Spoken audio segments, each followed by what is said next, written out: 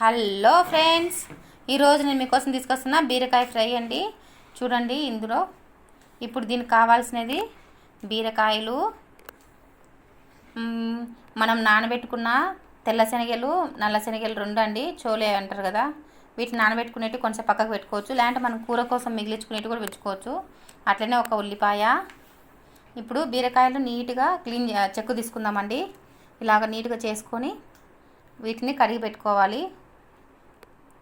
బీరకాయ మన హెల్త్కి చాలా మంచిదండి, ఎందుకంటే వాటర్ ఐటమ్ కాబట్టి. ఈ ఫ్రై అనేది మన పిల్లలు, మనము ఏదైనా కానీ చాలా ఇష్టంగా తినచ్చండి.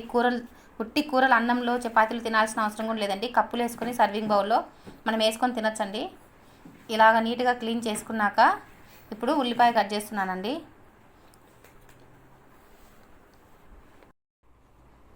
ఇట్లా ఉల్లిపాయ ఒలుచుకొని క్లీన్ చేసుకుందామండి. క్లీన్ చేసి పెట్టేసుకొని ఇప్పుడు కట్ చేసుకుందాం. ఉల్లిపాయ ఇలా పెద్ద పెద్దగానే కట్ చేసుకోవచ్చండి, మరీ చిన్న చిన్న ముక్కలు అవసరం లేదండి. ఇలా ఉల్లిపాయ కట్ చేసుకున్నాక పక్కకు ఉంచేసుకొని ఇప్పుడు బీరకాయలు కట్ చేసుకుందాం. బీరకాయలు కట్ చేసుకొని పక్కకు పెట్టేసుకుందాం. ఇలా బీరకాయలు కూడా ఇలాగ పెద్ద పెద్దగానే కట్ చేసుకోవాలండి. బీరకాయలు కట్ చేసుకొని పెట్టుకొని ఇలాగ అన్నీ పక్కన ఉంచేసుకోవాలండి. ఓన్లీ ఈ 3 ఐటమ్స్ సరిపోతుందండి, చాలా సింపుల్ ఐటమ్ అండి. ఇప్పుడు కుక్కర్ పెట్టేసుకున్నాను. ఇందులో కొద్దిగా ఆయిల్ వేస్తున్నానండి. కొద్దిగా ఆయిల్ వేసుకున్నాను కదండి.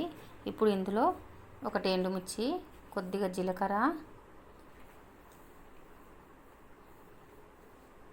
మనం వేసుకున్నాక కొద్దిగా శనగపప్పు అండి. కొద్దిగా అంటే నేను కొద్దిగా బాగానే వేస్తాను.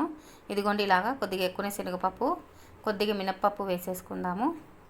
మినప్పప్పు వేసేసుకొని కొద్దిగా ఆవాలు, ఇంకా ఆవాలు వేసుకున్నాక కరివేపాకు వేసుకుందామండి. వేసుకొని కొద్దిగా బాగా వేయించుకుందాము. ఇప్పుడు ఉల్లిపాయ వేసుకుందాము. కొద్దిగా ఉల్లిపాయ వేసుకొని ఉల్లిపాయ కొద్దిగా ఏగితే చాలండి, ఎక్కువ మరీ మెత్తగా పడి ఎర్రగా కావాల్సిన అవసరం లేదు. కొద్దిగా నార్మల్గా వేగితే సరిపోతుంది, పచ్చివాసన పోతే. ఇప్పుడు ఇందులో బీరకాయలు వేసుకోవాలండి. బీరకాయలు వేసుకొని ఒక్కసారి అలా కలిపేసుకొని వేసుకుందామండి.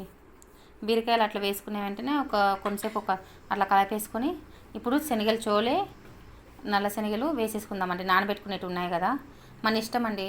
రాజ్మా వేసుకోవచ్చు, మొలక గింజలు వేసుకోవచ్చు, ఏవైనా వేసుకోవచ్చు అండి.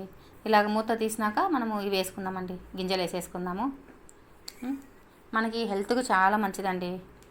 కొద్దిగా పసుపు వేసుకుందాము, కొద్దిగా కారం వేసుకుందాము. ఎక్కువ కారం అవసరం లేదండి, ఎందుకంటే మనము కూరలు అంటే చపాతీ రొట్టెలో కంటే ఉట్టి తినే బాగుంటుంది కాబట్టి, దానికి సంబంధించిన రెసిపీ కాబట్టి కొద్దిగా కారం తక్కువ వేసుకుందాము.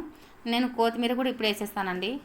ఫస్టే ఉప్పు, కారం, కొత్తిమీర, పసుపు ఇవన్నీ ఫస్టే వేసేస్తానండి. కలిపేసుకోవాలి. వీటిని ఒక 30 సెకండ్స్ అలాగ వేపేసుకొని మనము కొంతసేపు అలా మూత పెట్టేసుకుందాము. మూత పెట్టేసుకొని బీరకాయ ఎవరు తినరండి, ఇంట్లో పెద్దవాళ్ళు తింటారు, అందరూ బాగా తింటారు కాబట్టి మనం బీరకాయ ఇలా చేసుకోవచ్చండి. ఎందుకంటే మనకు కట్ చేసుకొని కూడా చిన్న చిన్న ముక్కలు అదంతా కాదు కదా, టైం కూడా ఏం వేస్ట్ కాదు, సింపుల్గా అయిపోతుంది. చెక్కు తీసుకోవడము, టకటక వేసేసుకోవడము, అంతే. మనం పిల్లలకు చెప్పినా ఈ ఐటెం చూపించినామంటే చేసేస్తారండి.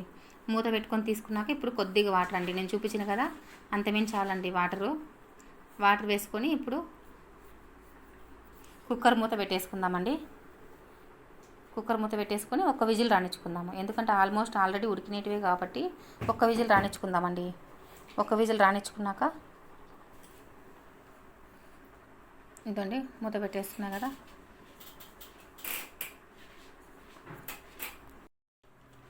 ఇప్పుడు మూత పెట్టేసుకున్నాం కదా అండి, విజిల్ పెట్టేస్తున్నాను. ఓన్లీ ఒక విజిల్ చాలండి మనకి. విజిల్ వచ్చింది, అయిపోయింది. మూత తీస్తున్నానండి. చూడండి, మనం ఎప్పటికైనా కుక్కర్ మూత తీస్తున్నప్పుడు మన చేతికి వెళ్ళి కాకుండా అటు స్టవ్ అవతలకి వెళ్ళి అనుకుంటే మనకు వేడి శాఖ మన చేతికి తగలదండి.